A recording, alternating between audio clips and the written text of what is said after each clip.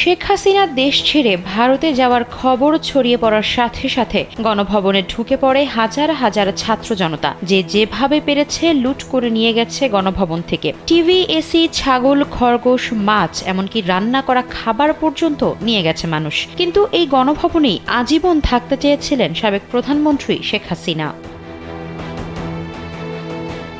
বাংলাদেশের যত সরকার কিংবা রাষ্ট্রপ্রধান ছিলেন তাদের মধ্যে শুধু শেখ হাসিনাই গণভবনে বসবাস করেছেন। এমনকি প্রধানমন্ত্রিত্ব ছাড়ার পরেও তিনি সেখানে বাস করতে চেয়েছিলেন। বর্তমান গণভবনকে এখন জুলাই স্মৃতি জাদুঘরে রূপান্তর করার সিদ্ধান্ত নিয়েছে অধ্যাপক ইউনূসের অন্তর্বর্তী সরকার। মূলত শেখ মুজিবুর রহমানের আমলে এটির নাম গণভবন ছিল, পরে সেটিকে রাষ্ট্রীয় অতিথি ভবন করা হয়। যমুনা রেফ্রিজারেটর, খাবার ফ্রেশ তো লাইফ জম্পেশ।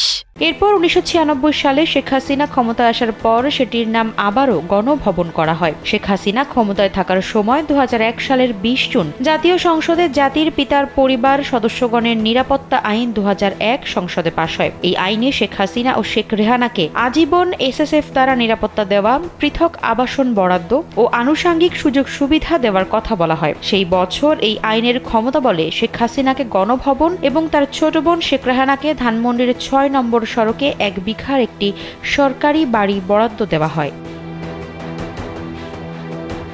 শেখ হাসিনা যখন 1996 থেকে 2001 সালের মাঝামাঝি পর্যন্ত ক্ষমতায় ছিলেন, তখন তিনি গণভবন বরাদ্দ নিয়ে সেখানে বসবাস করতে শুরু করেন। সে সময় প্রধানমন্ত্রী ছাড়ার পরেও তিনি সেখানে বাস করতে চেয়েছিলেন, কিন্তু তীব্র রাজনৈতিক বিতর্কের মুখে 2001 সালে গণভবন ছাড়তে বাধ্য হয়েছিলেন তিনি।